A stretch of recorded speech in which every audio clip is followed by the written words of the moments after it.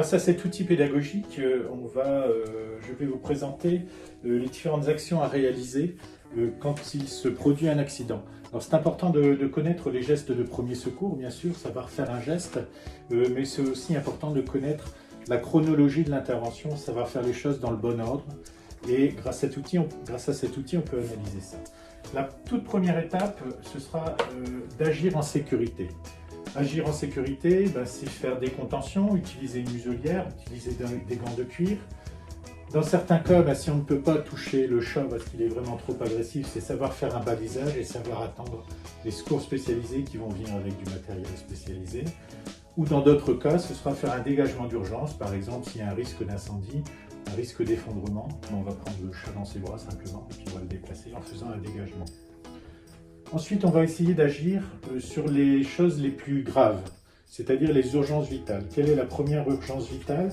C'est rechercher si le chat présente une hémorragie.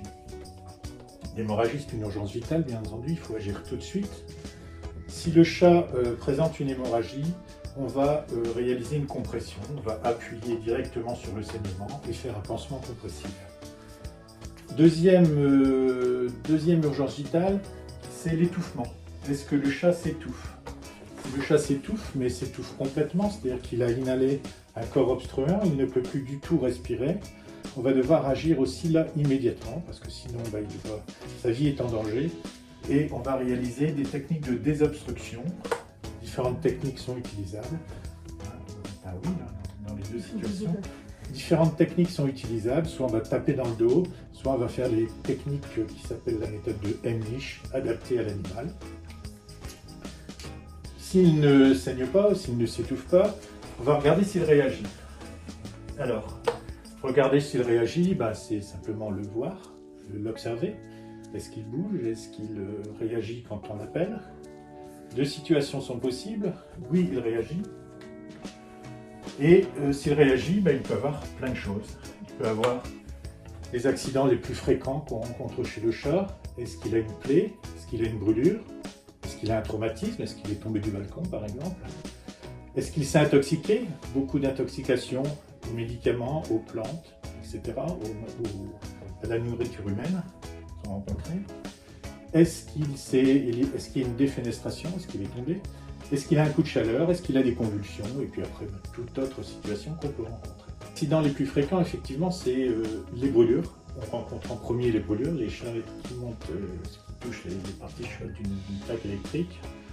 Il y a également les accidents de la route, les chats qui se font percuter par une voiture. Les intoxications sont aussi des choses qui arrivent très rapidement, très souvent chez les chats.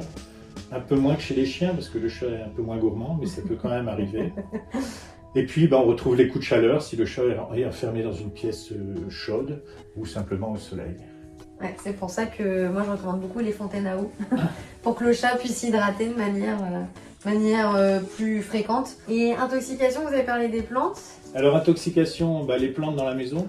Presque toutes les plantes sont toxiques de toute façon pour les animaux à ingérer. Voilà. Aussi dans le jardin, parce que les intoxications effectivement peuvent se produire dans le jardin. Ça peut être aussi par des produits tels que des produits qui tuent les souris ou tuent les rats. Le chat qui mange un crapaud, alors les crapauds sont toxiques. S'il les lèche, ça provoque des réactions inflammatoires, notamment au niveau de la langue. Donc si le chat joue simplement avec le crapaud, parce que ça peut être amusant, il peut s'intoxiquer.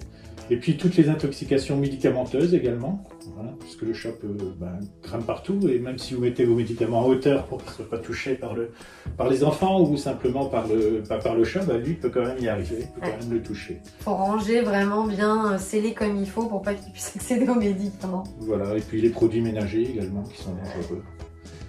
Et puis certains aliments, comme les oignons par exemple, qui sont toxiques pour le chat. Donc rangez vos oignons aussi. Exactement. Et puis plein d'autres aliments qui sont la pomme de terre crue, par exemple, l'avocat qui est aussi très mauvais pour le chat. Beaucoup d'intoxications, c'est vraiment une cause d'intervention où il faut agir rapidement, reconnaître la détresse et aller chez le vétérinaire le plus rapidement possible.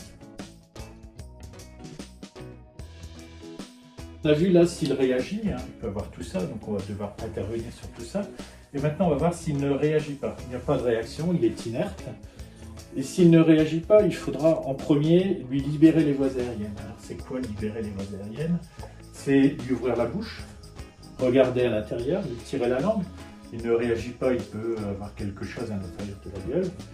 On va lui ouvrir la bouche et puis on va lui basculer la tête pour permettre le passage de l'air. Le simple fait de basculer la tête en arrière de votre chat, s'il a perdu connaissance, ça peut faire repartir la respiration. S'il a un collier, enlever son collier aussi. S'il a un collier qui risque de le gêner, effectivement, c'est bien de desserrer le collier ou de l'enlever. Donc après avoir libéré les voies aériennes, on va regarder s'il respire. Hop. Parce que il peut ne pas respirer ou il peut respirer. S'il respire, on a de la chance, c'est très bien. On va le mettre dans une certaine position qui s'appelle la position latérale de sécurité. En fait, là, il sera en position sur le côté, couché sur son côté droit, la tête penchée vers l'arrière, les pattes écartées, les pattes de devant, les pattes de derrière écartées, et ça va lui permettre de respirer suffisamment en attendant la conduite chez le vétérinaire. Ensuite, autre option, il peut ne pas respirer. Et dans ces cas-là, on va réaliser 2 insufflations par le bouche à truffe. C'est-à-dire qu'on va lui souffler dans la truffe, en fermant la gueule, pour lui amener de l'air. On réalise 2 insufflations. Et après, on va vérifier, après ces 2 insufflations, on va vérifier le pouls. Si le pouls est absent, on va réaliser une réanimation cardio-pulmonaire, c'est-à-dire qu'on va lui comprimer le cœur avec un doigt, il y a une technique particulière pour le chat, tout en réalisant régulièrement des insufflations et des compressions thoraciques. Ok. Donc la réanimation, c'est pas comme le chien, on met les 2 mains et puis on... Alors ça va dépendre effectivement, ça dépend de la taille du chat, mais en règle générale, le chat, on va pouvoir masser avec 1 pouce. D'accord. Et l'autre main va maintenir le chat pour éviter qu'il ne bouge, et on va masser avec 1 pouce à une fréquence de 100 à 120 compressions par minute. D'accord, ok. Bien entendu, tout ça, ce sera efficace si on appelle le vétérinaire. Dans tous les cas, il faut appeler le vétérinaire, en urgence, bien entendu. On fait là des premiers secours, on intervient sur une urgence. On ne remplace pas le vétérinaire, simplement on agit dans l'urgence, dans l'attente de la venue du vétérinaire sur place ou de la conduite du vétérinaire, ou de la conduite de votre animal chez le vétérinaire. Et puis, si le chat a repris conscience, on va toujours le réconforter, on va toujours le surveiller. Voilà. Ok. Et pour maintenir une position latérale comme celle-ci, lors justement du traversée pour aller chez le vétérinaire, il y a un conseil en particulier ou... Alors le chat, c'est très intéressant de le transporter dans une cage à chat, une boîte à chat. Une caisse. Moi j'appelle ça la caisse de transport, comme c'est un peu moins négatif que la cage. Oui, tout à fait, c'est une caisse de transport. Alors on peut le coincer avec des couvertures simplement, pour le laisser dans cette position. C'est toujours bien d'être 2, une personne qui va conduire et une deuxième personne qui va surveiller l'animal pendant le transport jusque chez le vétérinaire.